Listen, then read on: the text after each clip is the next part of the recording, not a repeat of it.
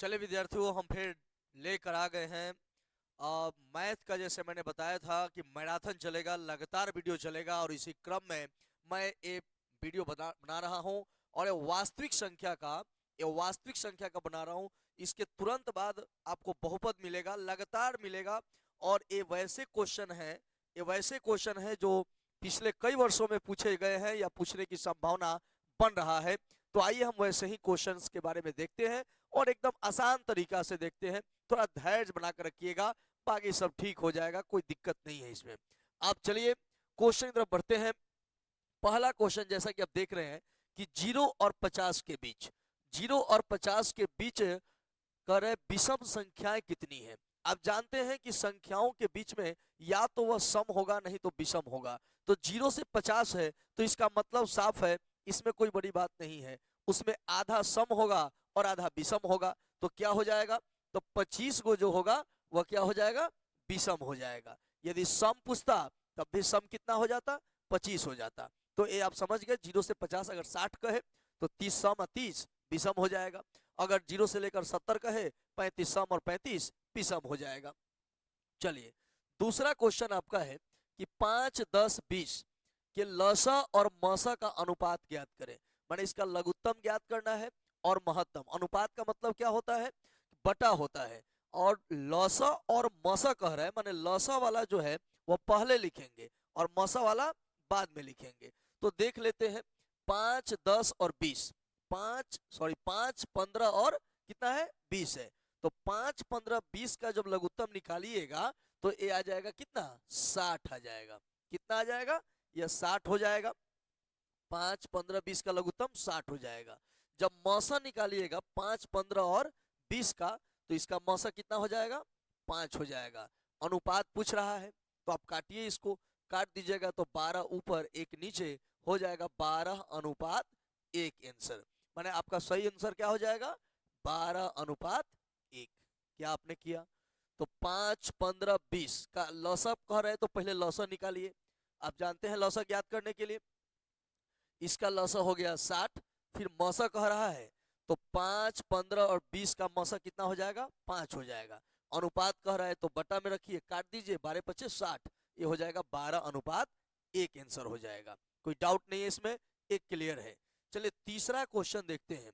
एकदम फटाफट समझाऊंगा, आगे बढ़ूंगा, क्योंकि बहुत कम समय में ज्यादा ऑब्जेक्टिव बताना है। आप एक बार बढ़िया से ध्यान से देखिएगा, सब बनता जाएगा। चलिए, परिमेय कह रहा है कि अपरिमेय नहीं है। अपरिमेय नहीं है मतलब परिमेय है। अपरिमेय नहीं है, कौन अपरिमेय नहीं है? तो ध्यान रखिए, अगर रूट में हो तो एक बार यहां देख लीजिएगा। अगर रूट में संख्या है और बात आए परिमेय और अपरिमेय की, तो अगर वर्गमूल निकल जाए तो परिमेय है, अगर वर्गमूल नहीं निकले अपरिमेय है। तो कह रहे कौन अपरिमेय नहीं है? तो जरा देखिए, ये रूट 10 है, तो 10 का पूरा पूरा वर्गमूल निकलेगा नहीं। 3 दशमलव कुछ आने लगेगा, पूरा पूरा वर्गमूल निकलेगा नहीं। तो पूरा पूरा वर्गमूल नहीं निकलेगा, पूरा पूरा वर्गमूल इसका जब निकलेगा नहीं, तो यह क्या हो जाएगा? अपरिमेय हो जाएगा। कुछ बच्चे सोचेंगे अरे हमको तो वर्गमूल नहीं आता है। अब देखो, वर्गमूल नहीं आता है तो आप ऐसे कर सकते हो कि 3 का पढ़ा 3 बार पढ़ोगे तो 9 आ जाएगा। 4 का पढ़ा 4 बार पढ़ोगे तो 16 आ जाएगा। माने कोई संख्या उतना ही बार पढ़ कर देखना। जैसे 3 का पढ़ा 3 बार तो 9 आ रहा है, 4 का पढ़ा 4 बार 16 आ रहा है, लेकिन कहाँ 10 आ रहा है? कोई ऐसा संख्या है जिसको उतना ही बार पढ़ा जाए तो 10 आ जाए? नहीं है। तो नहीं है मतलब इसका वर्गमूल नहीं निकलेगा। तो वर्गमूल नहीं निकलेगा तो यह क्या हो जाएगा? अपरिमेय हो जाएगा। रूट 24 को देखिए, 24 का भी वर्गमूल नहीं निकलेगा, तो ये भी क्या हो जाएगा? अपरिमेय हो जाएगा। उसके बाद देखो, रूट 35 देख लो, 35 का भी वर्गमूल नहीं निकलेगा, क्योंकि 6 का पढ़ा 6 बार पढ़ेंगे तो कितना आएगा? 36 आएगा। तो फिर 35 तो आ नहीं रहा है। तो ऐसे कंडीशन में क्या होगा? ऐसे कंडीशन में जो है यह भी अपरिमेय संख्या ही हो जाएगी। ठीक है, अब इसको देखते हैं। 121, तो 121 का वर्गमूल आप जानते हो 11 होता है। तो इसका वर्गमूल निकल गया तो ये क्या हो गया? परिमेय हो गया। तो जिसका वर्गमूल नहीं निकलता है वह अपरिमेय, और जिसका निकल जाता है वह परिमेय। वही पूछ रहा है कि कौन अपरिमेय नहीं है। तो लगातार तीनों ऑप्शनवा तो जो है वह अपरिमेय है। तो इसमें अपरिमेय कौन नहीं है? तो रूट अंडर 21 हो जाएगा। इसमें कोई दिक्कत नहीं है। चलिए अब जो है कह रहा है कि दो संख्याओं ए दिया है और 18 दिया है, करे दो संख्याएं हैं, इसका लसा 36 है और मौसा 2 है, तो ए का मान ज्ञात करें। एकदम साधारण बात, एकदम साधारण बात। आप क्या कीजिए, संख्या है तो संख्या एगो कितना दिया है, ए दिया है, एगो संख्या कितना दिया है, 18 दिया है। तो संख्या में संख्या से गुना करने पर लौसा गुने मौसा के बराबर होता है। माने एक सूत्र होता है कि पहली संख्या गुने दूसरी संख्या बराबर लौसा गुने मौसा। तो आपका पहली संख्या कितना है, ए है, इसके बाद इसकी दूसरी संख्या कितनी है, 18 है, तो ये हो जाएगा ए गुने 18। ठीक है, बराबर में ये लौसा कितना है 36, मौसा कितना है 2, तो पहली संख्या गुने दूसरी संख्या। अब बराबर है लौसा का मान 18 है, अब मौसा का मान 2 है। सूत्र हो जाएगा जब दो गो संख्या दिया रहे और लौसा मौसा भी दिया रहे, आपको यही करना है कि यही सबके लिए। देखिए क्या होता है कि कभी एगो एगो संख्या दिया रहेगा, लौसा मौसा दिया रहेगा, और कहेगा कि दूसरी संख्या ज्ञात करें, या मौसा ज्ञात करना हो या लौसा ज्ञात करना हो, तो ऐसे कंडीशन में आप यही सूत्र लगाइएगा, पहली संख्या गुने दूसरी संख्या बराबर लौसा। लौसा का मान कितना है, तो लौसा का मान यहाँ देखिए कितना है, 36 है। कितना दिया है, 36 लौसा का मान है और मौसा का मान 2 है। जो कट रहा है उसको काट दीजिए, तो ये कट रहा है आपका यहाँ से 2 से ये आप यहाँ से देख सकते हो कि 18 से 36 काट दो 2 मरतबे, और ए का मान क्या हो जाएगा, ए नहीं कटेगा, 18 से 36 कट गया कितना मरतबे, 2 मरतबे, तो ये हो जाएगा 2 दूना 4। तो ए का मान कितना आंसर हो गया, 4 आंसर हो गया। सही आंसर इसका हो जाएगा सी नंबर। मतलब क्या कि सूत्र यही लगाइएगा, पहली संख्या गुने दूसरी संख्या बराबर लसा गुने मसा। इससे निकल कर आ गया कितना, 4 आ गया। चलिए अब दूसरा क्वेश्चन देखते हैं। इसमें कह रहे हैं कि यदि P और Q दो अभाज्य संख्याएं हैं तो उसका मौसा ज्ञात करें। ठीक है, कोई भी दो अभाज्य संख्या होगी, कोई P और Q क्यों, कोई भी दुनिया का कोई भी अभाज्य संख्या अगर होगी, अगर दो अभाज्य संख्या है, तो याद रखिए कि दो अभाज्य संख्याओं का मौसा क्या होता है, हमेशा एक होता है। दो अभाज्य संख्याओं का मौसा एक होता है। ठीक है, अब हम बात को आगे बढ़ाते हैं। इसमें क्वेश्चन है, क्वेश्चन आपके सामने है कि सबसे छोटी अभाज्य संख्या और सबसे छोटी भाज्य संख्या का गुणनफल क्या होगा। तो सबसे छोटी अभाज्य, अभाज्य का मतलब क्या होता है, अभाज्य का मतलब है कि जो किसी दूसरे के पहरा में न हो, अर्थात अगर हम इसको परिभाषा के रूप में कहें तो जिसमें स्वयं और एक से भाग लगता है। लेकिन अगर ऐसे है तो आप ऐसे समझ सकते हो कि अभाज्य का मतलब जो केवल अपने पहरा में है। जैसे 2 है, 2 किसी के पहरा मिलेगा, नहीं मिलेगा। 3 देखिए, तो 3 किसी के पहरा में मिलेगा, नहीं मिलेगा। 5 किसी के पहरा मिलेगा, नहीं मिलेगा। 7 मिलेगा, नहीं मिलेगा। 11 मिलेगा, नहीं मिलेगा। लेकिन 9 को देख लीजिए, ये 3 के पहरा में मिल जाएगा। 4 को देख लीजिए, 2 के पहरा में मिल जाएगा। तो कह रहे सबसे छोटी अभाज्य संख्या, सबसे छोटी अभाज्य संख्या कितना है, 2 है। सबसे छोटी अभाज्य संख्या 2 है, और सबसे छोटी भाज्य संख्या 4 है। सबसे छोटी भाज्य संख्या कौन है, याद रखिएगा 4 है, और सबसे छोटी अभाज्य संख्या कितना है, 2 है। गुना करने पर कह रहे गुणनफल कितना होगा, गुना कर दो 4 दूना 8। सही आंसर क्या हो जाएगा, ये 8 हो जाएगा। इसमें कोई डाउट नहीं होना चाहिए। चलिए अब यहां से बात आगे बढ़ाएं। फिर आगे देखिए, अभाज्य संख्या कौन है, अभाज्य संख्या इसमें से कौन है, तो 29 किसी के पहरा में है, नहीं है। ये 29 अपने ही पहरा में है, तो अभाज्य संख्या यही है। लेकिन इसको देखो, 25 5 के पहरा मिल जाएगा, 25 के पहरा में तो मिलवे करेगा, 5 के पहरा में मिल जाएगा, 4 के पहरा में मिलेगा, 2 के पहरा में और 8 के पहरा में। यहाँ देख लीजिए 15 है, तो 15 3 के भी पहरा में मिलेगा और 5 के भी पहरा में मिलेगा। क्या 29 किसी दूसरे के पहरा में है, तो आप जवाब दीजिएगा नहीं है। तो नहीं है तो क्या है, अभाज्य संख्या है। कोई डाउट इसमें। चलिए यहां देखिए, यहां रेकरिंग लगाया है, ऊपर अगर रेकरिंग रहे, ये रेकरिंग रहता है, तो जान लीजिए ये रेकरिंग का मतलब, अगर यहाँ रेकरिंग आ गया, रेकरिंग आ गया, तो हो जाएगा परिमेय संख्या। क्या हो जाएगा, परिमेय। जहां भी आप रेकरिंग देखिएगा वो कौन संख्या हो जाएगा, परिमेय संख्या। ये हो जाएगी 3.27, ये रेकरिंग हो गया, तो रेकरिंग हो गया तो क्या हो जाएगा, परिमेय संख्या। चलिए नेक्स्ट देखते हैं।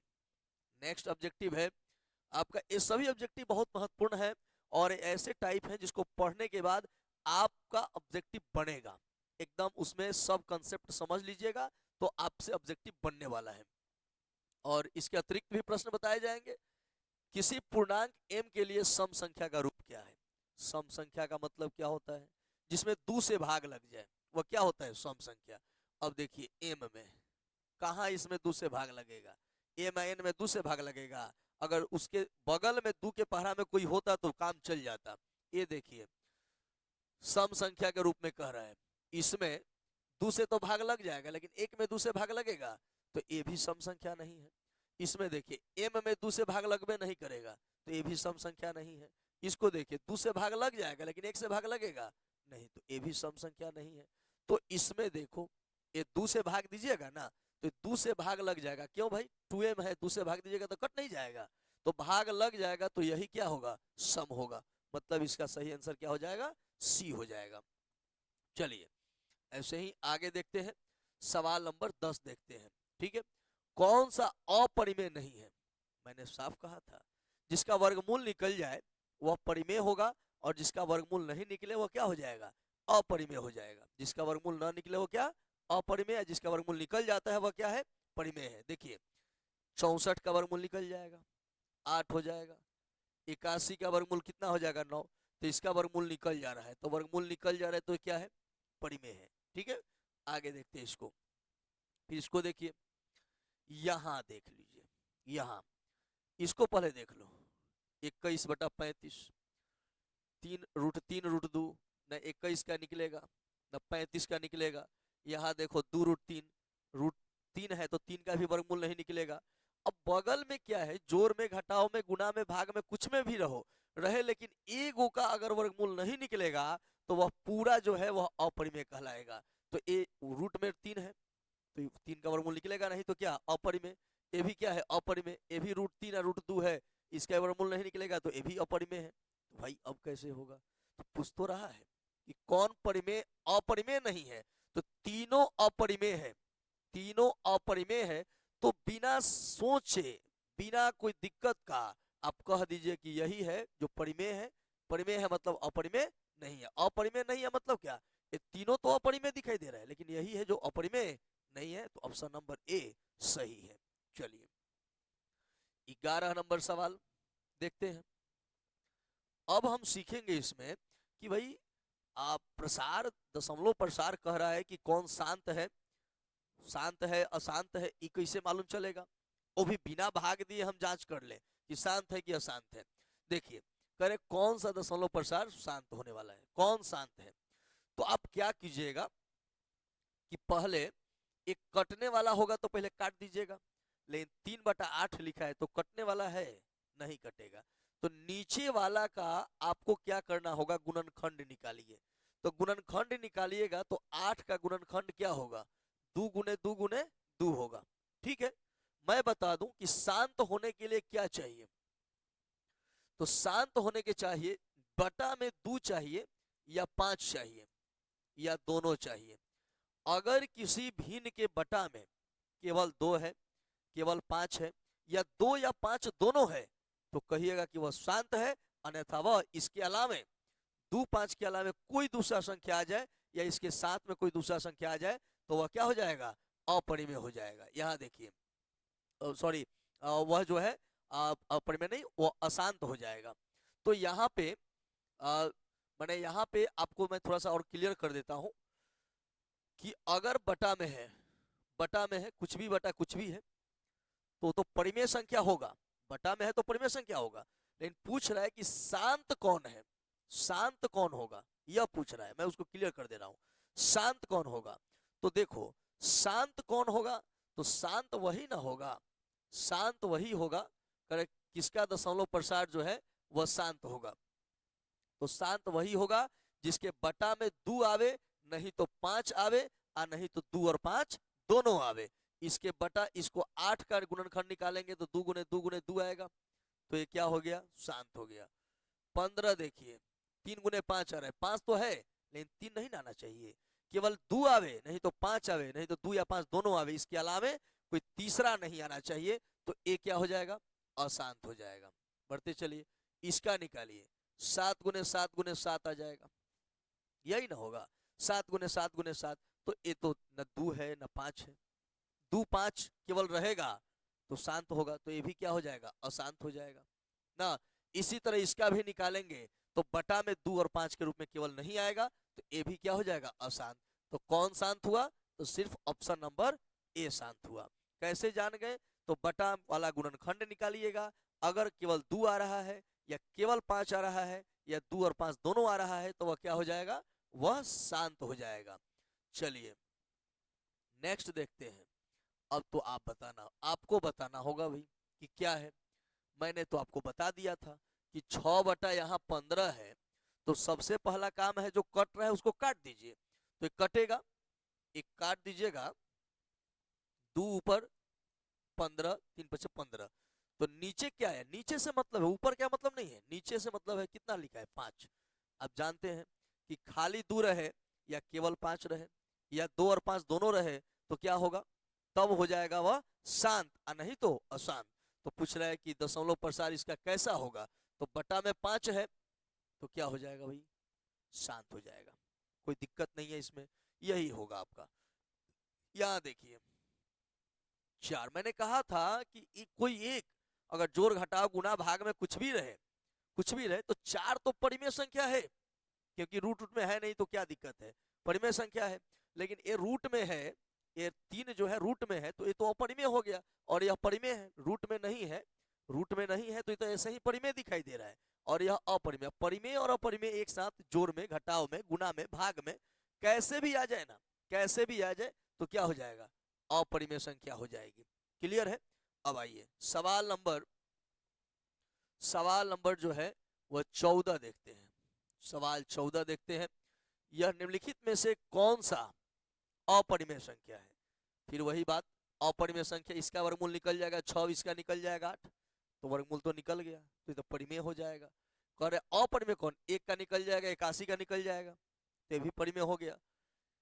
3 का और 5 का नहीं निकलेगा, 3 का निकलेगा नहीं, 5 का निकलेगा नहीं, तो ना 3 का निकल रहा है ना 5 का निकल रहा है, तो यही जो है वह क्या होगा, अपरिमेय संख्या होगा, कोई इसमें डाउट नहीं होना चाहिए।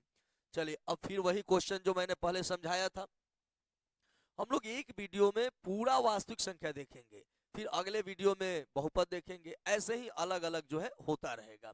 चलिए इसके बाद करें कौन अभाज्य संख्या है, कौन अभाज्य संख्या है। तो अभाज्य संख्या 6 तो पहरा में है, 2 के भी और 3 के भी, 9 2 के 3 के पहरा में है, 15 3 के और 5 के पहरा में है, लेकिन क्या 11 है किसी के पहरा में, नहीं, किसी के पहरा में नहीं है, इसलिए यह अभाज्य संख्या होगा। चलिए अब आगे बढ़ते हैं, सवाल 16 के बीच चलते हैं। कह रहे कि दो परिमेय संख्याओं के बीच, देखिए दो परिमेय संख्याओं के बीच अनगिनत अनंत परिमेय संख्या हो सकता है या अनगिनत अपरिमेय संख्या हो सकता है। तो दो परिमेय संख्याओं के बीच कितने परिमेय संख्या, तो अनंत, क्या हो जाएगा, अनंत माने अनगिनत, जितना चाहते हो उतना लिखा जाएगा। याद रख लीजिएगा कि दो गो परिमेय संख्या है, उसके बीच में अनगिनत या अनंत अपरिमेय संख्या हो सकता है। अपरिमेय कहेगा तब वो अनंत, अपरिमेय कहेगा तब वो अनंत हो जाएगा। फिर वही बात यहाँ देखिए, दशमलव प्रसार पूछ रहा है, तो ये 15 है, दशमलव प्रसार पूछ रहा है, तो मैंने कहा था कि भाई कटने वाला होगा तो काटिएगा, तो 11/15 में क्या कटेगा भाई, कुछ कटने वाला है? इसमें कहीं कटने वाला नहीं है, कहाँ चांद और कहाँ दिल्ली, ये तो दोनों अलग अलग बात हो गया, कटबे नहीं करेगा।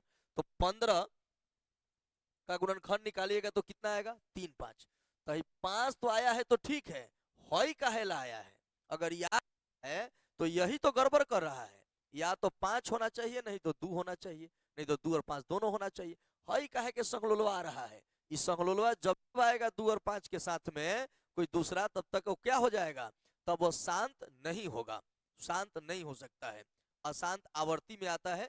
चलिए हमें सिर्फ पूछा है कि भाई कौन सा होगा, तो क्या हो जाएगा, ये शांत होगा, नहीं होगा, शांत नहीं हो सकता है। हाँ तब शांत नहीं होगा तो क्या होगा, अशांत होगा। जब शांत होगा ही नहीं तो क्या होगा, अशांत।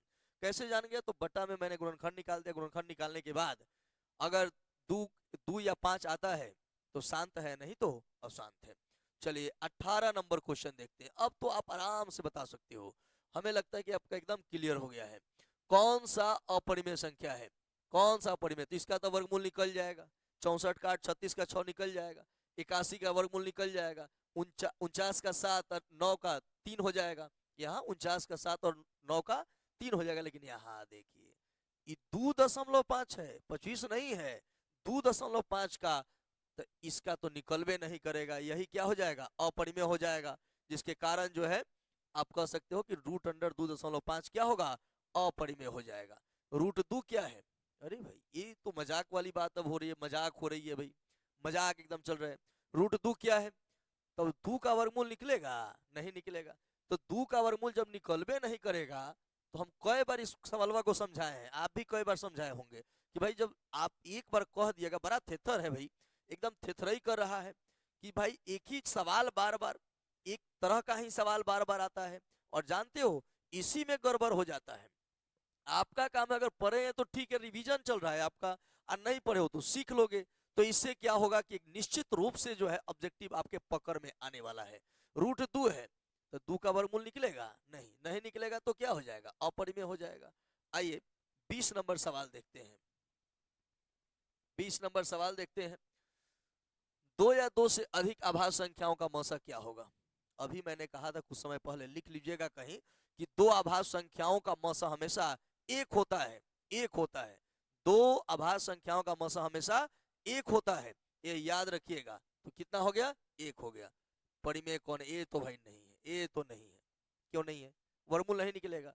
चलिए तो यहाँ देखिए, ये रूट 2 से रूट 2 कट जाएगा, बचेगा 2, तो 2 तो रूट में है नहीं, तो कहाँ हम आगे बढ़ रहे हैं, जब ये रूट में है नहीं तो यही क्या हो जाएगा, परिमेय हो जाएगा। यही आंसर। अब एगो क्वेश्चन का 4-5 गो आंसर थोड़ी होगा, एक एक गो कोई होगा। जब यहाँ आंसर हमें मिल ही गया तो हम आगे क्या करने जाएंगे, तो आगे हम नहीं बढ़ेंगे इसमें। अब आइए सवाल 22 की तरफ बढ़ते हैं। सवाल 22, सवाल 22 में क्या करें, दो क्रमिक, दो क्रमिक माने दो लगातार सम संख्याओं का मौसा क्या होगा। तो दो लगातार सम संख्याओं का मौसा याद रखिएगा 2 होता है। 2 लगातार सम संख्याओं का मौसा 2 होता है, इसमें कोई दोहराई नहीं है, एकदम फिक्स है। और दो लगातार, अब दो लगातार विषम संख्याओं का अगर मौसा कहा जाए तो वो भी फिक्स होता है, उसका भी मान होता है 1। तो दो याद रखिएगा, दो सम संख्याओं का मौसा है लगातार दो सम संख्याओं का, तो आंसर हो जाएगा 2। और दो लगातार विषम संख्याओं का मौसा है तो क्या आंसर मारिएगा, तब आंसर हो जाएगा 1। हमें लगता है कि अब क्लियर हो रहा होगा। चलिए, ये तो कुछ समय पहले मैंने एक सवाल बनाया था कि ए बी का मौसा गुणे ए बी का लसा, दो संख्याओं का मौसा और लसा का गुणनफल होता है पहली संख्या गुणे दूसरी संख्या। पहली संख्या ए है, दूसरी संख्या बी है, तो ए कह रहा है कि मौसा गुणे लसा बराबर पहली संख्या गुणे दूसरी संख्या, माने ए गुणे बी हो जाएगा। ठीक है, इसका आंसर तो ए गुणे बी ही होगा। अब कह रहे हैं कि यूक्लिड्स विभाजन एल्गोरिथ्म से क्या निकाला जाता है। तो यूक्लिड्स विभाजन विधि द्वारा सिर्फ मौसा ज्ञात किया जाता है। क्या ज्ञात करते हैं, तो सिर्फ और सिर्फ मौसा ज्ञात करते हैं। पाई क्या है, ये ऐसा क्वेश्चन है जो पीछे नहीं छोड़ता है। पाई का मान 22/7 होता है, अब जानते हैं। लेकिन ये 22/7 जो है वो परिमेय हो जाता है, लेकिन जो पाई है ना वह अपरिमेय होता है। ऐसे यह अप्रोक्स वैल्यू होता है, लेकिन हमें डायरेक्ट समझ लेना है कि पाई होता है क्या, अपरिमेय। पाई क्या होता है, अपरिमेय संख्या होता है। लेकिन अगर वही पाई का मान 22/7 रहता तो क्या हो जाता, तब परिमेय हो जाता। तो चलिए ये क्वेश्चन आपका हो गया है। अब 26 नंबर, अपरिमेय संख्या नहीं है कौन, अपरिमेय संख्या नहीं है, तो ये तो अपरिमेय संख्या है, रूट में है, दिखाई दे रहा होगा। उसी प्रकार से इसको भी देखो रूट में है, ये भी रूट में है, ये होगा। ये जब तीनों अपरिमेय संख्या होगा तब आप चाहिए तो इसको काट कर देख लीजिए। हाई 3 से कटेगा तो 25, हाई कटेगा 16, तो 25 का वर्गमूल 5, 16 का 4, तो ये क्या हो जाएगा, परिमेय। नहीं तो जब ये नहीं है, ये अपरिमेय संख्या है, अपरिमेय है, अपरिमेय है, जब 3 गो है तो चौथा आंख बन करके वही आंसर होना चाहिए, वही होगा। चलिए, कह रहे हैं कि रूट 3 और रूट 5 क्या है, तो वही कह रहा हूं कि ये तो मजाक ही चल रहे हैं भाई। रूट 3 और रूट 5 क्या है, तो दोनों रूट में है तो क्या होगा, अपरिमेय संख्या होगा, कहाँ इसमें शक है। और मैं चाहूंगा कि इसको आप बनाइएगा। कैसे बनाइएगा, तो मैं बता दे रहा हूं, कह रहे कौन शांत है। आप बटा में, बटा वाला पहले जो कट रहा है उसको काटिएगा और बटा वाला का गुणनखंड निकालिएगा। अगर उसके गुणनखंड में 2 आवे या 5 आवे, चाहे 2 और 5 दोनों आवे, तो समझ लीजिए कि वह क्या है, शांत है। ये आप अपना से सॉल्यूशन कीजिएगा, मैं जानता हूं कि आप ऐसा कर सकते हैं। यहां देखिए, यहाँ क्या आ रहा है, 121, 121, 112, ये तो मन की बात आ रही है। ये देखो, ये तो ये डैश डैश जो है ये बता रहे कि कटा नहीं है पूरा पूरा, तो पूरा पूरा नहीं कटा है तो क्या है, अशांत। देखो जब पूरा पूरा पूरा नहीं कटे तो वह अशांत होता है, अब पूरा पूरा कट जाए तो शांत होता है। तो जब पूरा पूरा नहीं कटता है तो क्या होता है, अशांत होता है। ध्यान दीजिएगा कि अशांत भी 2 प्रकार का होता है, एक होता है आवर्ती और एक होता है अनावर्ती। तो आवर्ती का मतलब क्या, आवर्ती माने आवता बार बार, अनावर्ती माने नईखे आवत बार बार। तो आवर्ती का मतलब होता है कि एक ही जैसा संख्या बार बार आए तो आवर्ती, एक जैसा संख्या बार बार नहीं आवे तो क्या बोलते हैं, अनावर्ती। और जो अनावर्ती होता है वह अपरिमेय संख्या होता है। क्या होता है, अपरिमेय। और जो आवर्ती होता है वह क्या होता है, वह होता है परिमेय संख्या। तो आइए इसको देख लेते हैं। पहले तो डैश डैश दिया है, तो डैश डैश दिया है तो क्या होगा, यह अशांत होगा। यहाँ देखो 121, 121 लेकिन 112 हो गया, एक जैसा नहीं आ रहा है। तो नहीं आ रहा है तो क्या, अनावर्ती। तो यह हो गया अशांत अनावर्ती, और अशांत अनावर्ती हो गया तो क्या हो जाएगा, अपरिमेय संख्या हो जाएगा। इसको देखो √3 और √12 दोनों रूट में है तो काट दो, 1/√4। अगर दोनों रूट में है ना तो रूट से भीतर कट जाएगा, 4 का वर्गमूल हो जाएगा 2। तो ये तो वर्गमूल निकल गया, तो वर्गमूल निकल गया तो आप बताइए क्या होगा, तो यह परिमेय संख्या होगा। और अंतिम क्वेश्चन है कि 3 घटाओ √3 क्या है। तो 3 देखिए इसमें रूट रूट कुछ नहीं लगा है तो परिमेय है, लेकिन √3 जो है वह अपरिमेय है। परिमेय और अपरिमेय, परिमेय और अपरिमेय दोनों एक साथ जोड़ में, घटाव में, गुना में, भाग में कुछ भी हो तो वह अपरिमेय संख्या ही होता है। तो यह 3 घटाव √3 क्या हो जाएगा, अपरिमेय संख्या हो जाएगा।